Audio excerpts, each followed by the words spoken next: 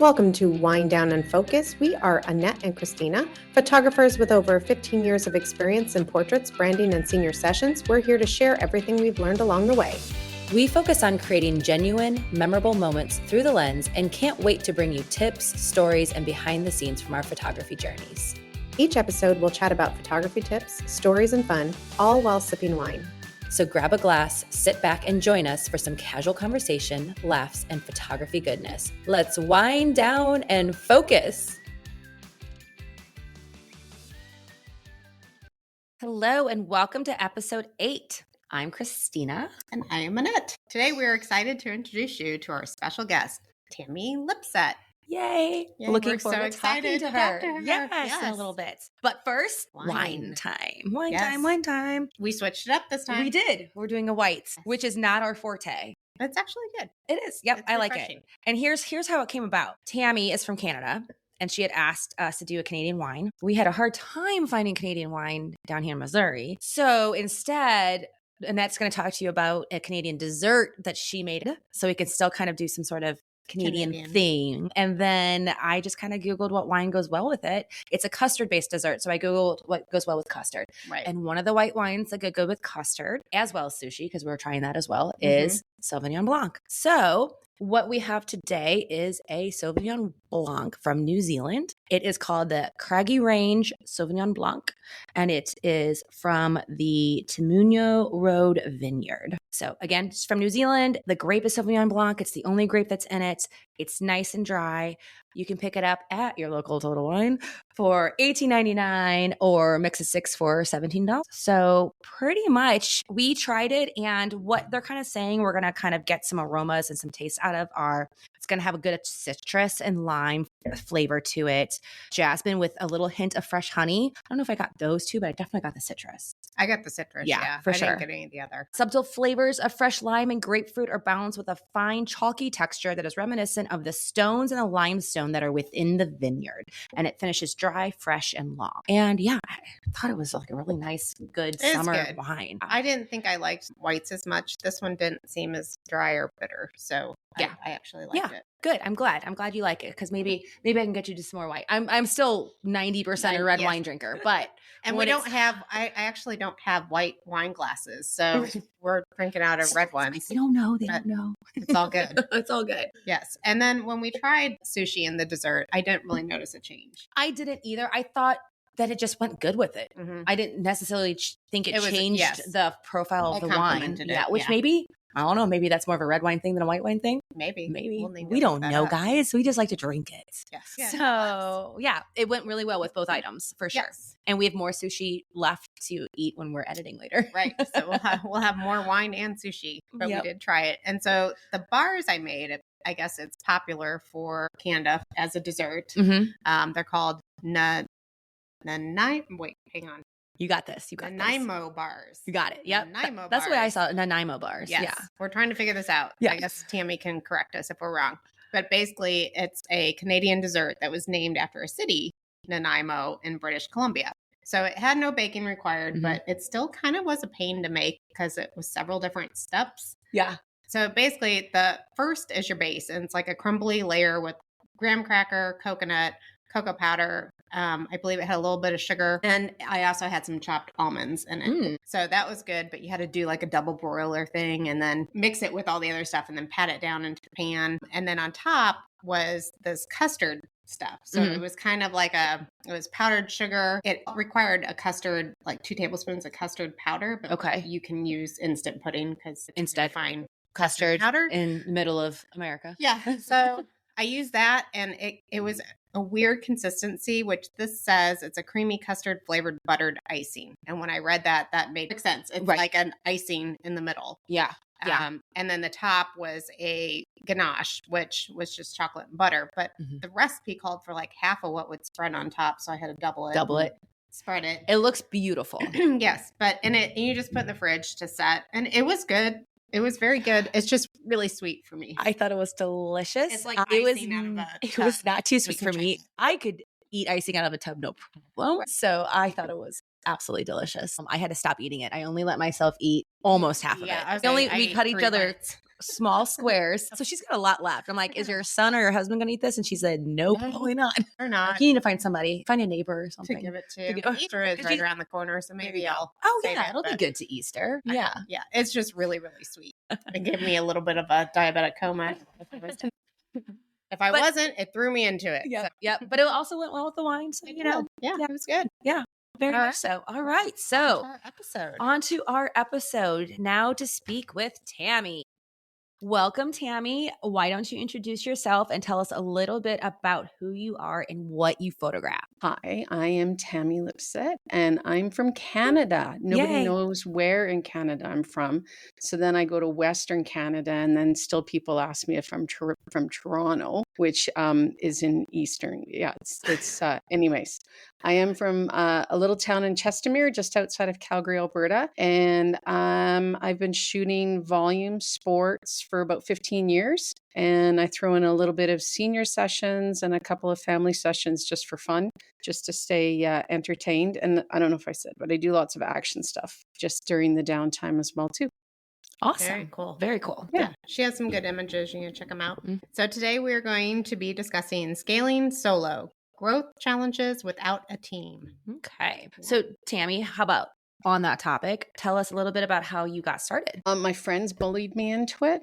What's that story? Yeah, so I was just taking pictures of the kids. The kids were about that right age, and I was taking some courses, and I had a girlfriend who was working for Alberta Golf, which they're like the amateur provincial version of the PGA, basically. And so she said, hey, we've got an opening. We need somebody to come take some action shots on the final day of a tournament, who's winning, kind of follow everybody around in a golf cart. And I was like, yeah, so it's not kind of what I do. And she's like, you'll be fine. And I was like, seriously? And she's like, the guy who's doing it right now is still shooting film. So you'll be fine. Just come do it. And so that was kind of the start. And then I went to just my local hockey association that my kids were playing for. And I said, hey, while I'm at it, why don't you let me do some action photos of the tournaments that you guys host? And they were like, well, if you do the portraits, you can have the tournaments, because I thought the money was in the action stuff. And I did not realize that although is a good source of my income, is most certainly not the biggest source of my income. And that's just kind of how it started. And then hockey turned to baseball and hockey, and then turned to a neighboring baseball association. And then a couple of dance studios opened up in town. And so I stay within about a 45-minute radius of kind of where I am, and just kept on getting more and more activities that my kids were involved in, basically. So How yeah. big is your area? So the town that I live in is about 24,000 people, but I live 15 minutes outside of Calgary, which is 5 million. Oh my gosh. Oh, wow. Okay. Yeah. So I live outside of a really, really big city center, but I've got some stuff inside of Calgary, but I still do quite a bit sort of in the rural areas out here. And so a lot of people will see me for multiple sports. They'll see me for dance, and they'll see me for hockey. And so there's some comfort in that, but it also feels that a lot of that stuff is attached as well. And so it doesn't change customer service, but you have to be cognizant that you're going to be seeing these people multiple times a year for multiple kids. Right. Right. How's the competition? Is there several photographers there, or? There's always competition. I'm always pretty cognizant of it. And so it used to spook me quite a bit. And I kind of just wanted to go at it with just growing myself as a photographer and growing myself as a business, and whatever customer service I could offer that other people weren't offering, or whatever product I was offering that other people couldn't offer. And so in the last few years, as much as I'm still cognizant of the fact that there's always competition. There's always going to be competition. And I don't like losing associations. It never feels good. It's always a bit of a hit to the ego. Mm-hmm. And so I don't lose a lot of associations either, but that most certainly is not the goal. And so, I'm not afraid of it, but I just try to be better. Right. Right. Yeah. There's lots of them coming out these days. So there always is, right? Very competitive. And they just can't live in that negative space, right? Right. I That's agree. right. That's right. So what made you decide to keep your business solo rather than hiring a team or more people to help you? I'm really frugal. Yeah. Me too. I'm really frugal. Like I'm not, so when I started out, it was one association, then it was two associations. And I've always hired seasonally. And to be honest, I mean, I even hired my kids. They were like 10 years old and they were running like the old charge machines, and they always had an adult there, but they were always the one who knew how to run it better than the adult that was there. And they even had, customers come up and say, "Do you know what you're doing?" And they're like, "Yeah, my mom trained me." was kind of right from the start. And I always paid them. It was always a job. And if they didn't do a good job, they would get fired and get sent home. And, but yeah, I mean, I always hired, mummies in my circle to come and help and to come help do sales, because it's not realistic. Back when we used to do pre-order forms, and I always thought it was appalling that you could go and give somebody a whole bunch of money without seeing something first. And that always really bothered me as a mom. Right. And so we had the banks of laptops that they could come. We would download them right away and they would see everything, ugly or good or bad or whatever. And we would make them pick their pictures on the spot and choose their little packages. And so I needed somebody running that front of house table while I was taking the images. And so I've always hired seasonally for that.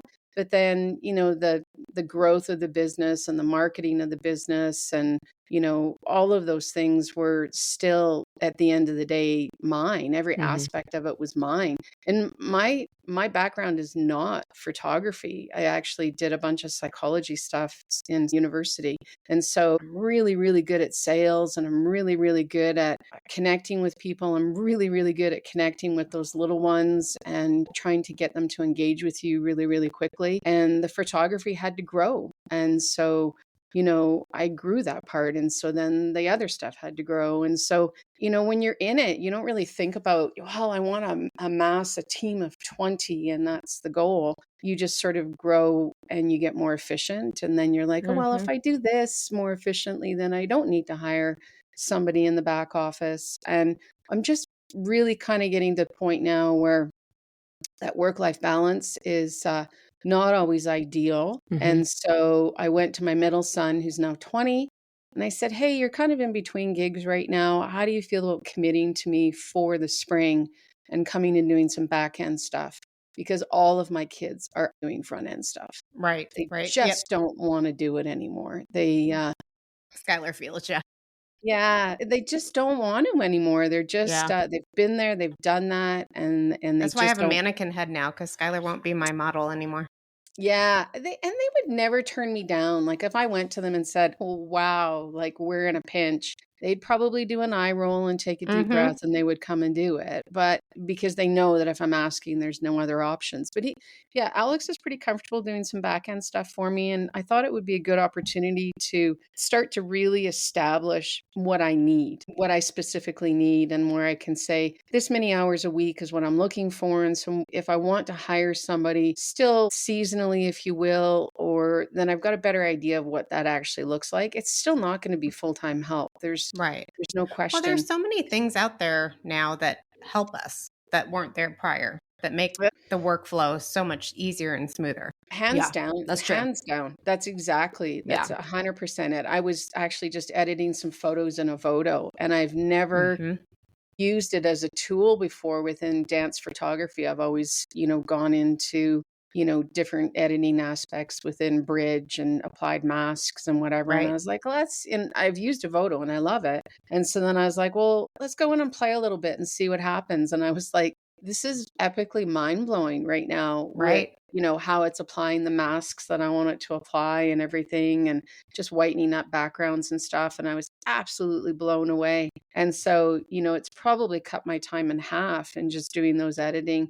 And then, online ordering is completely changed, what I need in terms of on-site stuff. And so during COVID, you moved to online, and I no longer do prepay forms. I haven't done a prepay form in 5 years. I haven't had to manually fill in a trader card in 5 years. And I'm totally okay with that. Completely okay with that. And what would you say your number one new thing that's out there that helps you? Well, but even just growing within, I use Captura, which is used to be Blueprint. They were the first ones to partner with my Canadian lab, and that was really important to me to stay with the Canadian lab that I've been with for 15 years. I've kind of got a philosophy of being really loyal and having those partners stay with me the way I would want my customers to stay with me. I create those relationships. I don't bounce around with different vendors and stuff like that. And so it was a couple of years ago that I moved to a different workflow, even within Captura. It's just helped like immensely. And just, some of that back end tech stuff where, I'm able to completely replace the images that I've tethered and shot on site, and it's completely replacing all of those images, and it does it within seconds, and I don't have to manually enter them anymore. I have not used Captura. Oh, it's similar to that Got Photo sort of, scenario. And it absolutely, it becomes that new person that nobody realizes is a new person within my life, right? Nobody's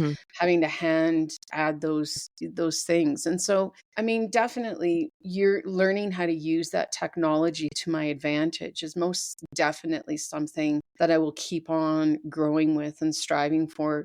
Which some people are really scared of the new technology. Yeah. And so I was just texting a girlfriend and I was like, AI is my friend right now. Chat GPT. Yes. I was talking to it today and I was like, oh, it's saying how I'm feeling. And it's like telling me, I understand how you feel. I'm like, this is my new best friend. I can tell it anything and it's not going to tell anybody. So I've got an association that chronically gives me all of the data that I need because all these platforms are data driven. Right. And they chronically give it to me in a PDF. And these platforms need Excel or CSVs. The PDFs doesn't roll with them. And so I've had to pay somebody to hand type out, or I've had to hand type it out myself because they can't seem to understand. And so I was going through a Facebook post and they're like, hey, did you know ChatGPT will convert any PDF into a CSV for you? That's pretty interesting. Look at that nugget we all just learned. Yeah. Yeah, so I took it'll load 10 PDF pages at a time. I prompted it to take just the columns that I wanted. It separated. That's and awesome to keep in mind. It blew my mind. Blew my mind. And I was like, it's so very scary, but at the same time, it's a tool. Right. Yeah. It made it so much easier. So much easier. Gosh, the days where you would spend 20, 30, 40, even sometimes an hour on an image to fix a background. Have you ever done eyeglass? Yes, the glare. Manually? Have you ever done it manually? Oh, God, my gosh. Sometimes you have to tried. take an eye from another one and pop it in there. Yeah. It's pain. It's amazing. And so, or I can just go give Evoto 15 cents. Yeah, Evoto does it perfectly too. Yep. Yeah. It's awesome. I did an Evoto for the first time with classes the other day. And I was like, because I'm new to Evoto ever since Sync. It's also streamlined I just did a senior session earlier this week that I would have done differently pre-Evoto. And I swear it streamlined it by a couple hours, probably. Yeah. A couple hours. I 1000% agree. And I think that was the same thing with me doing these dance pictures. And I like that really, really crisp, snow white, high key background. And no matter how you light it, it comes off like a little gray. You still have you little shadows. Get that little line here and there or whatever, right? And I want it all looking just like, and so I'm running through 100 images, cropping them, masking them, taking glass glare out in 45 minutes. Yep. Nice. We'll look into this, especially if you're a volume photographer as Tammy is. Yeah. It's crazy. Crazy stuff. Oh, next question for you. Yeah. Tell us what a typical day looks like for you as a one-woman show. I'm not a morning person, but my dogs are morning dogs. Tell us about your dogs. So are my dogs. I have two big dogs. They're both mutts. One looks like a tiger. It's about 100 pounds. Yeah. And the other one's about 85 pounds. And she's just a giant sausage. She's a husky girl. Love it. We don't talk about it. She's not here right now, but we don't talk about it. And so, a typical day, we'll get up with, I'll make a cup of tea because we're going to require some caffeine and we're going to go outside and we're going to get in the sun and get a little vitamin D. Morning sun is better for the ginger than the afternoon sun. Yeah. Yes. And I know you think it's really, really cold up here, but we are one of the sunniest places in the world. Even minus 40, the sun will be shining and the sky will be blue. up and have a cup of tea, and then I'll sit down and have some thoughts about where we're going to tackle the day and how we're going to tackle the day. And sometimes I get really, really motivated and start early. Sometimes I don't get motivated until noon, but I'll also work until midnight. So I'm a afternoon, evening girl, and I love working when nobody's around. I'm with you, Tammy. That's usually when I do most of my stuff too. Yeah. I'm a big fan. I was motivated this morning to dog throw up. That got me up early and There you motivated. go. That sounds Nothing like dog throw up will motivate you more to get out of bed. That is not good. That is not good. So my husband is gone out of the house. He's on early shift. And so he's gone like at 6:00 in the morning. But my middle son who is working with my husband right now. But he's not leaving until 8. And so he loves me just enough that he feeds the dogs and takes them out before he leaves, which is fabulous because it buys me just a little bit of extra lay-in time if I want it. So nice. Yeah. I like Nice. that. Yeah. Sweet Yeah, baby. He's a good kid. Hey, well, so on to the next question. How do you manage client communication, editing, marketing, and shooting all on your own? Yeah, maybe not always well, maybe not always well. I've always believed in creating those relationships, and I'm really good at that. And so my marketing has always been word of mouth, and somebody will be like, "Hey, do you do this?" And I was like, no, in fact, I haven't ever done that before, but why not? Like, everybody's got their line. Mine's boudoir. I've got no desire to do boudoir sessions. Oh gosh, I know. Me Got either. no desire whatsoever to see people that I know in that environment. It's not required. And so, like it'll be like, "Hey, do you want to do this?" And it's like, "Yeah, I can totally do that." And you're like, What "Wow, did I sign up for?" And then you start texting friends, "Hey, so how would you go about that if you were," which is, the really nice thing about going to conferences is creating those relationships outside of your competitive demographic, if you will. Right. And it's reassuring to have, that in your back pocket. But I think, so I create those relationships within the community, and then that just kind of goes out there. I try to streamline the editing. Client communication isn't too bad. I mean, I've often thought that I need some policies and procedures of the questions that get asked all the time, so that, whoever was working in my back office that maybe wasn't me that could sign an email for me can just automatically send that email out. I've often thought that needs to get added to something.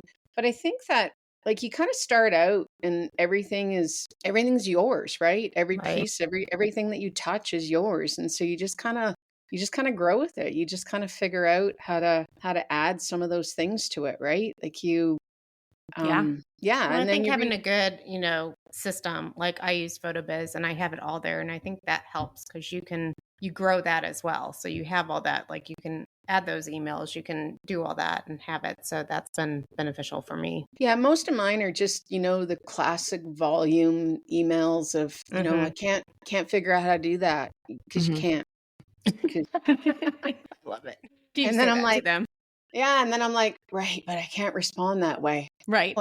Right. Okay. So so let's put business hat on. Hey, I really appreciate that that's what you're trying to do. Unfortunately, the system won't allow it. Gosh darn system. Yeah. Gosh darn it. Gosh darn it. It confuses the lab. Yeah. I'm sorry. It just won't work that way. I'm sorry. I'm sorry you're having a hard day. That sucks. Yeah. But the back of your mind's thinking, screw the back you. of my mind just thinking all the things. All the things. All the things. All the things. I love it. Yeah, well, this all kind the of things. transitions into what you're saying. You kind of already said the hardest part about being solo is a lot of that stuff that you just kind of mentioned a little bit, right? Yeah, absolutely. I think like probably when my kids were younger was figuring out that work-life balance. Like I missed, I would miss a hockey game or two, or I would, I wasn't quite as good. I'm still not going to say that it's my strong suit of not overbooking myself. That's most definitely not my strong suit. I think also when you're growing, you're afraid to say no to anything. Oh, yeah. Right? 100%. Because you never know when you're going to lose something, or you never know when I suddenly think you're that way regardless, right? Or if you're just a people pleaser in general, you just don't want to say no.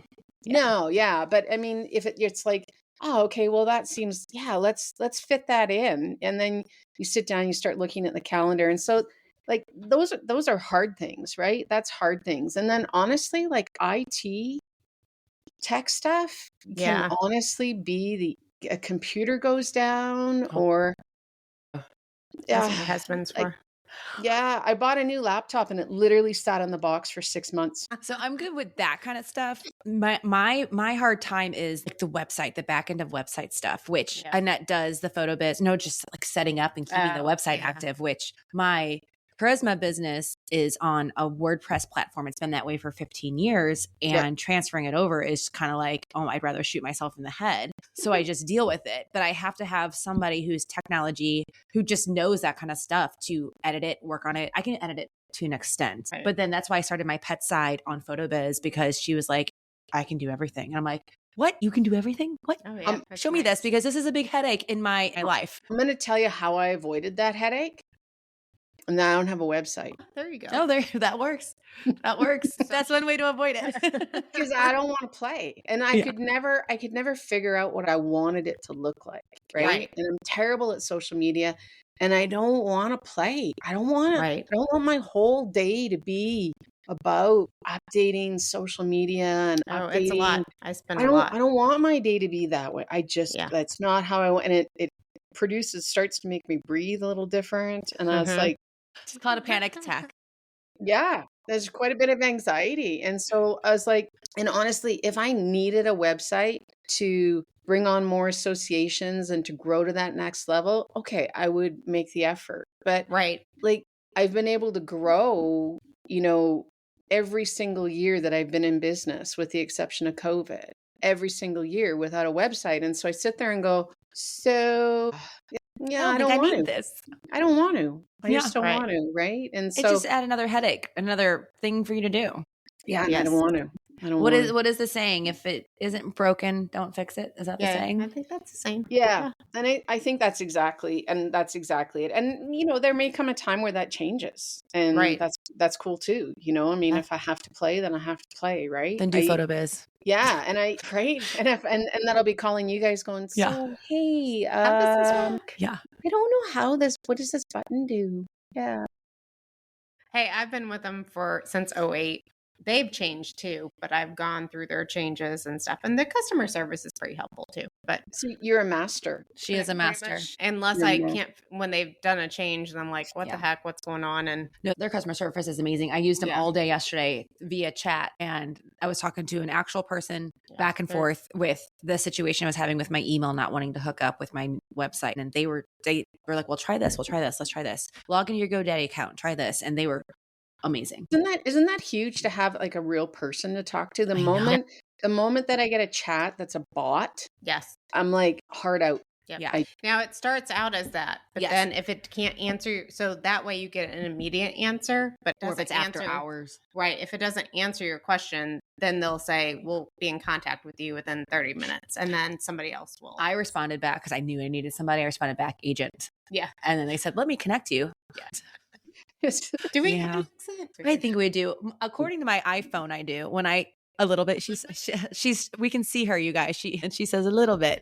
So when I go down south, we go to a lake in Arkansas, and we go down there, and the owner of our resort was like, I was like, we don't have an accent. We sound like people on TV. And she goes, oh no, honey. Yes, you do. And I'm like, what? It's your accent. So it's normal. It's normal to us because it's our accent. Talk monotone like normal. I don't know. But in her full Southern drawl, she says to you that. Yes.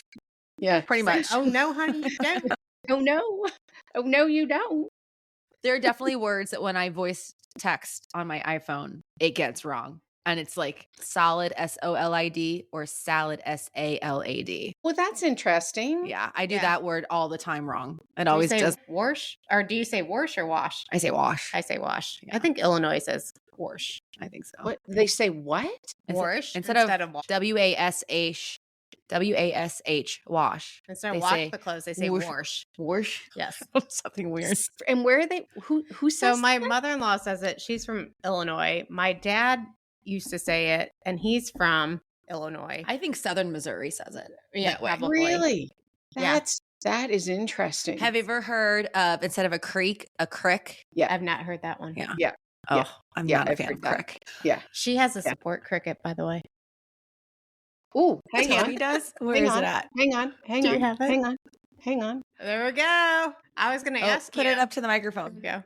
So I told Christina we needed to ask you, what is one of the pranks that I've pulled that you love the There it best? is. Do you hear Yep. the cricket? So there it is. It's my So emotional. Tammy, how'd you get that cricket? I think somebody thought I needed some emotional support, and they decided that I needed an emotional support cricket. Under your bed?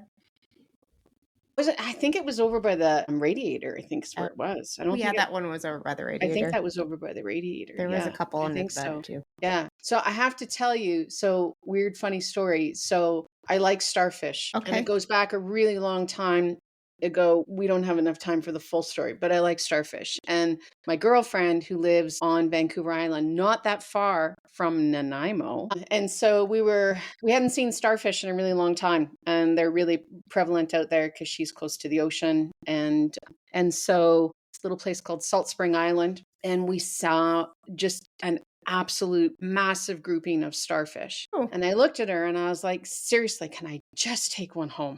We'll put it in one of those like cat carriers, and we'll put it on the airplane. We'll give it a little bit of water, and we'll just call it my emotional support starfish, right? Because That's great. everybody's got anxieties about flying now. It'll be fine. Like, there's not a person on this planet that would actually say, no, I'm sorry, man, You you can't do cannot that. take your emotional support starfish with you. Like, that's hard no, and we're just going to send you for a psych evaluation. And anyway, so she actually made me a backpack with a dried starfish that she had painted. They're different colors, alive and dead. Anyways, and which she had painted. And I actually went through the airport with a clear backpack with my emotional support starfish. And the only thing that security said was, "Is that alive, ma'am? Because we can't put a live animal through the x-ray machine." And I was like, yeah, no, it's not alive. No, I can't even believe you just asked me that this is alive. Anyways, it's most clearly not alive. It's most clearly a gag. Nobody even looked. Nobody looked at it. And so after that, I got my emotional support cricket. Yeah. So, I figure everybody should be allowed to have whatever emotional, they're allowed anyways, right? They're allowed to bring whatever emotional support animal with them anyway. So why not an emotional support cricket? Why not? I felt like you needed one. It's Yeah. okay. Yeah. So I still have my cricket. Yes. Yeah. Would you He's say pretty that's quiet. your favorite all-time prank that I did, or no? No, I think the phone ones are probably the phone ones are fun. Yeah, the phone I've ones helped were with fun. those a few times. Those are fun. Yeah, I think the somebody else is calling you, but nobody's actually calling you one is fun. Yeah. That one's When good. the person across the bench from you is calling you, but you're like, Yeah, those are fun. That one's probably my favorite. Yeah, I like that too. I would think so. Okay. Well, so let's talk about what are some common misconceptions that people have about, how do I say that? I saw this was your question, and I was like, look at that. I suck at pronouncing. So what are some Solo You can't even say it. Can't say it. Okay. So what are some, Are you ladies trying to say entrepreneurs? But solo. It's solo first, Yeah. and it takes away the first part of the word. So solopreneurs? Yes. entrepreneurs? See, I can't even say that. Solo scaling. You're awesome. She took it out. She didn't even say it. Solopreneuring? Solopreneuring? Yeah, thank you. What that is a even a misconception? Oh my God, I can't do it either. It's fabulous. It's fabulous. Should we cut this or keep it all? Oh, I think we keep You're it all. crying. I think we keep it all. Yeah, I think we keep it all. I think honestly, like, I don't think it has to look a certain way. Like what is working for me in my market for who I am doesn't have to work the same for anybody else. Like, it doesn't have to look a certain way. Like, I don't think that you have to I don't think it should be cut and paste. I think it has to be you and authentic at the end of it. And so I think, you've got to take a look at what you want the end result to look like. And so, every time I take on something new and I have to outsource something or I have to seasonally hire something, then, you have to look at that plus minus of what that looks like. And that might be a financial plus minus. That might be a time plus minus. That might be, that's not what I want my business to look like and be presented to somebody plus minus. And so I think you got to kind of maybe look at what you want it to look like at the end and then know that it's going to change. It's going to change what my business looked like 15 years ago is not the same as what it looked like 10 years ago. And is not even what it looked like 5 years ago. Yeah. Definitely. Good answer. I like that one. So how do you know when you're at full capacity? And when you are, how do you handle it? Yeah. That comes in line with not saying no, right? I think I pretty regularly run over capacity. I think that's a pretty regular thing. And I think that was the one thing that really, really hit home with Brandy Moten's speaking engagement at Sync was trying to not be there and trying not to trying to allow yourself the grace to have enough time in between each of your gigs. Giving yourself the grace for it. And that's not something that I don't think any of us as solopreneurs are really, really good at. For sure. No, we are not. I think we're all hurting ourselves. Yeah. And so, I think, still quoting stuff, but, being okay when you lose a gig, just having more grace with yourself again. That took me years to get over. And now I like, you know what? I think I still kind of, But I used like every single one. I'd be like in the bed, like, babe, they didn't like me. I don't know why. And you get, you start to get thicker skin a little bit. Yeah. Well, and I think it's probably, and I think you can have about 10 seconds of that moment, but honestly, do we want clients that don't love us? Correct. Absolutely not. And everybody has a different style. So, I mean, yeah, that absolutely. I mean, too. and they have to value me. They have to value what I can provide and what I can do. And one of my biggest associations is looking to put the photography contract out for tender this fall.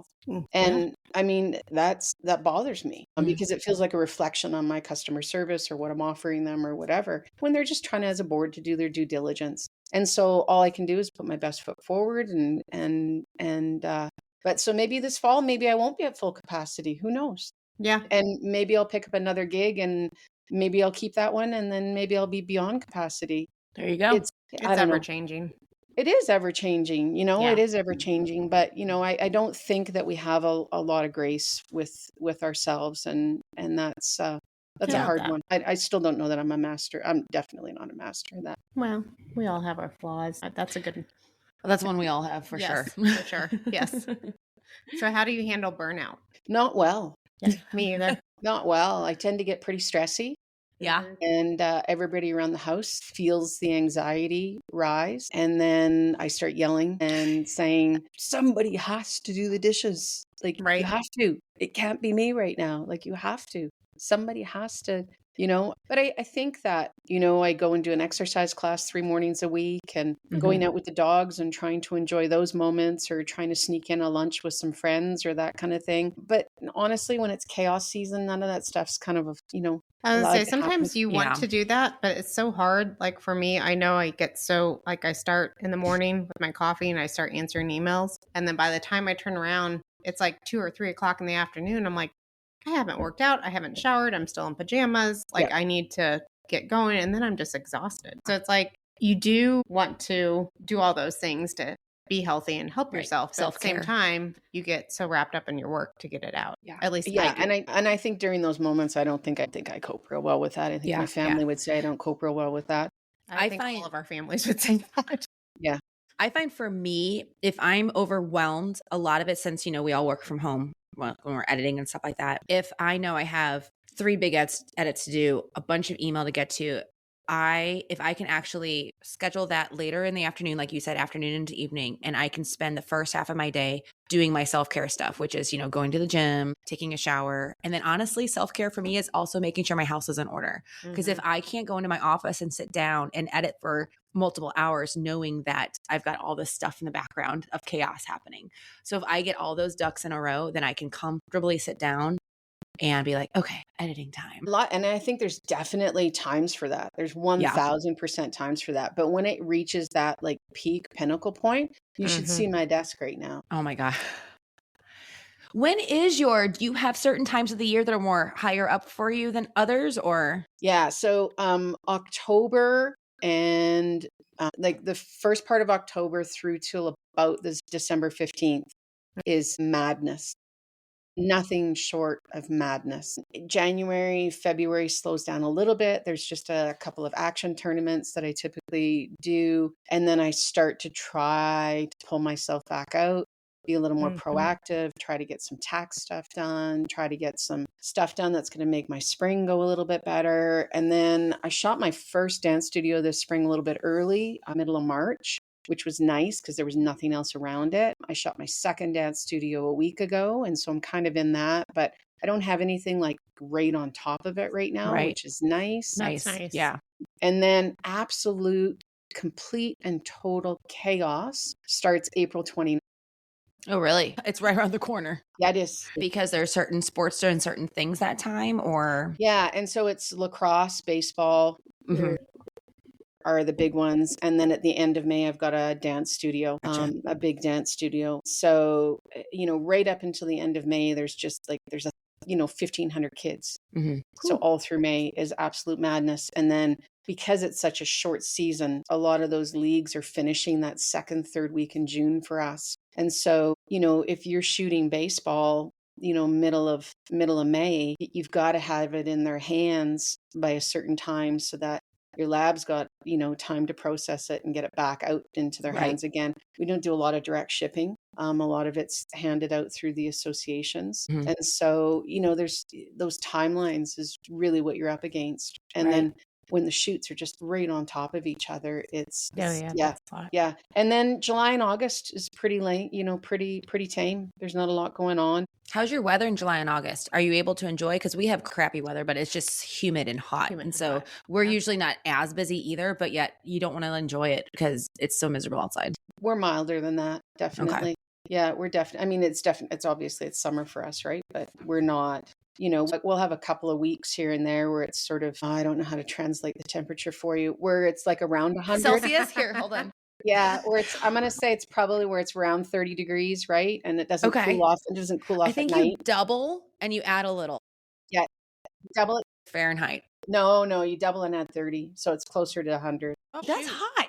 Yeah. But we'll only have a couple of weeks like that. And, most of the time it's sitting around, that 24 to 27 degrees Celsius, which would be like, probably in your low 80s kind of thing. So it's pretty comfy. And we're quite dry where I live. And so. No frizzy hair. Yeah. I don't have that problem. Yeah. Lucky.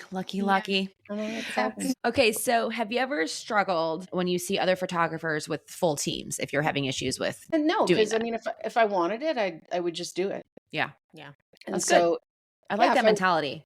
If I wanted it, I would just pursue it. Right. I would hire a team and then I would scale and then I'd have to get a website, if I wanted to scale to the level where a team made sense, where I had a full-time office manager and some part-time shooters or full-time shooters, then I would do it. Yeah. That makes sense. I hear you. So what we were kind of talking about ER, mental health and all that good stuff. So what boundaries do you have set to protect besides the fact that getting out in the sun, getting your vitamin D? Yeah. Again, not well, absolutely. Absolutely not well. I've been thinking more about, and you guys probably do the same thing, right? Where, you're sitting on your phone decompressing and, you double check your emails, which now I gotta go work. So it's 10 o'clock at night. I mean, I've done business at midnight, back and forth by email. And you're like, or if they have your phone number, they text you. Yeah. And so it's like, really, who does that? Yeah. Well, I'm like, who texts somebody after 10 o'clock? Like business. I've gotten that before. I'm like, it's after 10 o'clock. I text you after 10, but I'm not. You're not a client. No, that's exactly it. And that's 100% it. Right. And so it's like, well, but who's not setting those boundaries? Right. And it's you. It's me not setting those boundaries. Yeah. Why am I even opening my email? Right. Yeah, that's true. Yeah. It's like, it should be turned off, do not disturb, but we don't do it. Right. We don't. Right. Well, and I think my brain's going 24/7 too. So I'm constantly thinking of ideas and whatever. And I'm just always on my phone scrolling. I'm like, I need to turn that off and just pay attention. Well, you got to think that person emailing you, I don't know about the texting part, but the person emailing you at like 11 p.m., they're just thinking about it the way we're thinking about it. And they're like, you know what? I want this ball out of my court. I know they're not going to get back to me until tomorrow. Right. But then sometimes we get it. We're like, oh, I got to get back right now. When honestly, it's like, no. We can wait until morning. You don't want, if it's somebody inquiring, you don't want to lose the business, right? But at the same time, it's like, And that means they probably sent out 5 others at least. Right. And it's like, who's going to actually respond to her first? yes. But I think at the same time, do we want clients that don't have proper boundaries, that aren't going to No, allow that's- us to have proper boundaries? And, Yeah. you know, Yeah. like, do we really want that? No, the answer is no. We actually don't. Yeah. We actually don't. Because if it's such a panic at 10 o'clock at night that you have to answer, that's going to be the same client that's going to insist that you not have boundaries throughout the entire client experience. And so, I like that terminology, Mhm. Tammy. That makes a lot of sense. you know, we don't want those. They can go and hire somebody else. It's good. Not Yep. all clients are good clients. Not all business Yeah. is good business. Not all money is the same. No, I agree. That's very true. 100%. I would definitely get rid of some of those Yep. rough clients and not deal with them. Well, moving on. We're almost at the end of your questioning. Wow. You're being Interrogated. Interrogated. There Yeah. you go. What would you say to the photographers who feel like they have to grow a team to be successful? I think you still need a team. They just don't need to be a front and center team. Right. And you can still be small and just have 1 or 2 leagues and still have, a more traditional job too. I think you need to, if you're going to shoot, 4,000 athletes in a year, well, then you need a team. But they don't have to be the face of your business. They don't have to be a part of your full-time business, but you're not going to be able to do it on your own. Like, you absolutely can't. Yeah. And so you either need a good platform, you need good outsourcing, you need a good group of support people behind you that you've met at conferences. You need, Right? you know, like you need I love my Tammy. people. You need somebody who's willing to work for Sport you. cricket.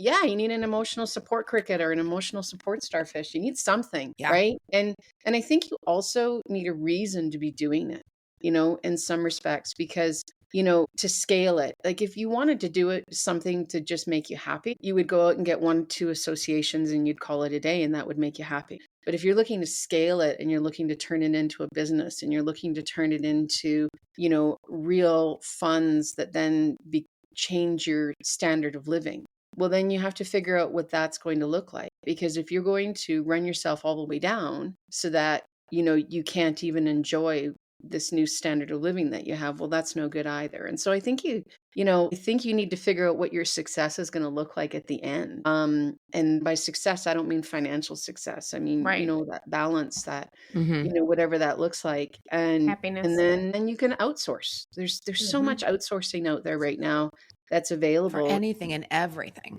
And to every degree. Yeah. Right. Yeah. Right. You could shoot and hand the whole thing off to somebody.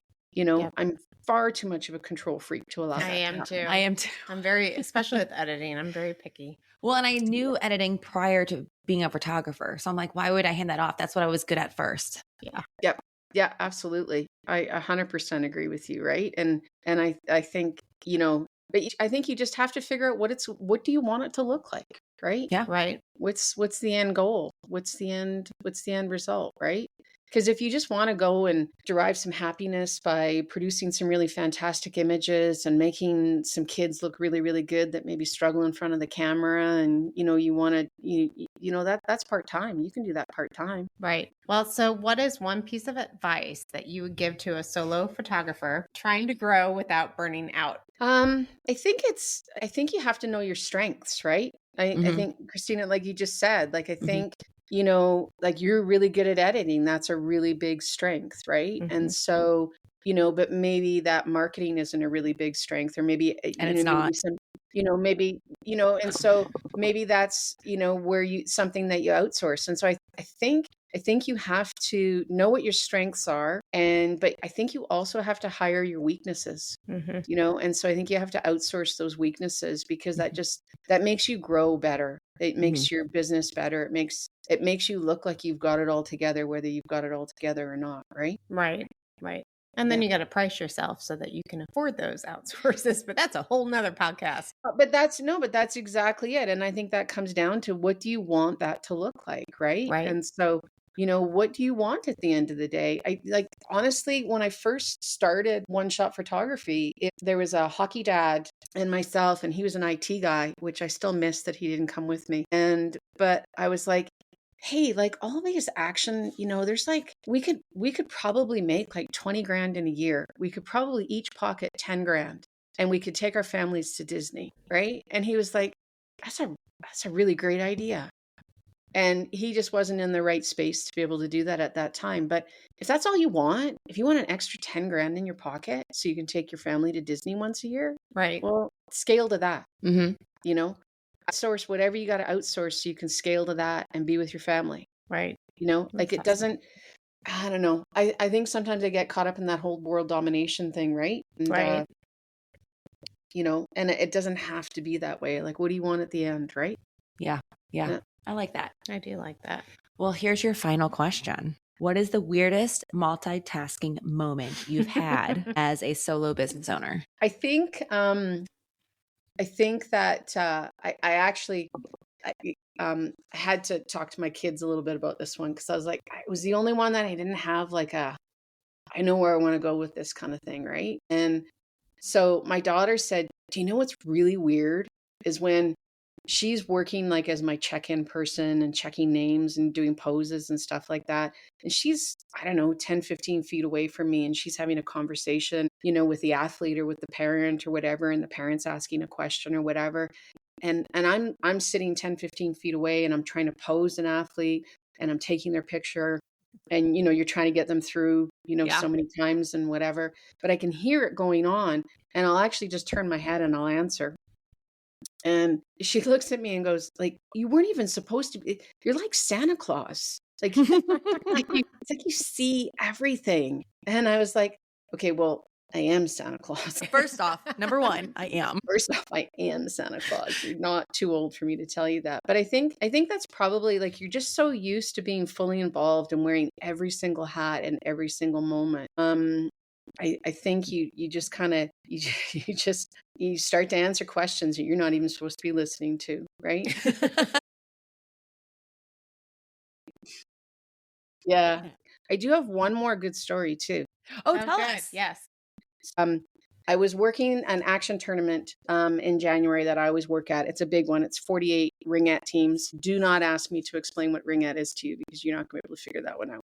Okay. Everybody Google it. Google ringette. It's on ice. It's predominantly female. It's 48 teams, anywhere from 5-year-olds to 20-year-olds was at this tournament. You go in and you talk to your people all the time and you connect people, right? Because you're constantly sort of marketing and engaging and creating those relationships. So they make sure to remember to ask for you next year. And they made me a song.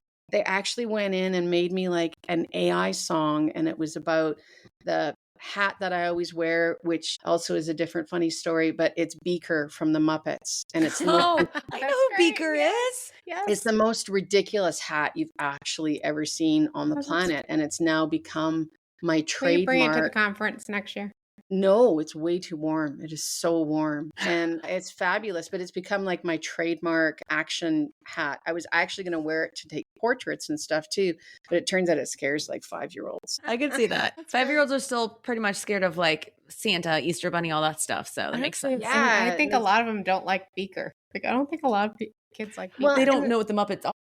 Well, and so there's a lot of everybody gets a high five or like a piece of candy or something if they actually know who it is. But it's not always like they'll say that is the coolest hat, and I'm like, it is, right? Like it's fantastic. And I'm like, do you know who it is? And they're like, somebody from Sesame Street. And I was like, no, but you're close, right? And so then like I've had kids like take a picture of me in the hat, and then they'll like Google album it or whatever and stuff. Anyways, the song was talking. They had been my clients for long enough, and I was super honored. Tammy's the best. If you ever see her at a conference, go up to her. She'll ask who the heck you are. She's a Canadian ginger. Yeah. What is your Facebook? How can we find you? So my Facebook is at Chestermer Photographer, and my Instagram is One Shot Photography Tammy. Anybody to get super, super excited because I had about a 4-week span where I decided that I was going to engage in social media, and then I fell off the wagon again. Well, here you go. You can be successful and not have to have social media presence. Exactly. I think, yes, that there's a good lesson there. Well, I don't know that everybody can, but I have definitely pulled it off. So yeah. You've done great. Yeah. So let's Yeah. talk about these bars again. Why don't you tell everybody how we pronounce it? Because Yes. The dessert that you made, those are Yes. called Nanaimo bars. Okay. yeah, okay. Nanaimo bars, yes. And they were made in Nanaimo, BC, which is on Vancouver Island. Yes. Okay. And I would not recommend choosing a custard bit that has vanilla pudding in it. Which is I the would- ones that we Yeah, need, that's the everybody. recipe. Yeah. That's the recipe I use. So don't do that. I would definitely not do that. But yes, they are a layered treat and they are still very, very sweet. And they actually happen to be my husband's favorite. And he could probably tell you, but I bet you it's been 10 years since I made them for him. Well, Tammy, it's been amazing. Have you had fun? I have, and I only swore once, which is an epic miracle. You're allowed to swear in here. Yes, you are Yes. allowed to swear. Well, we loved having you. We're going to cheers to with you. Ready? Cheers. Cheers. You guys enjoy your white wine with your Nanaimo bars? And that's a wrap for today's episode of Wind Down and Focus. We hope you had as much fun as we did. Don't forget to subscribe so you never miss an episode full of photography tips, stories, and of course, some laughs. Thanks for hanging out with us, and remember, whether you're behind the lens or in front of it, keep having fun and capturing those unforgettable moments. Catch you next time as we sit, chat, and focus on what makes photography awesome. Before we go, can you do us a small favor? Go online right now and share this episode with one friend who you think will love it. And while you're at it, we'd love for you to leave us a review. It really helps us reach more photographers like you. Also, don't forget to check out the show notes. We've got a free guide waiting for you when you subscribe. It's called 5 Ways to Get More Photography Clients, and it's packed with actionable tips to help you grow your business. Thanks for being here, and we'll see you next time on Wind Down and Focus.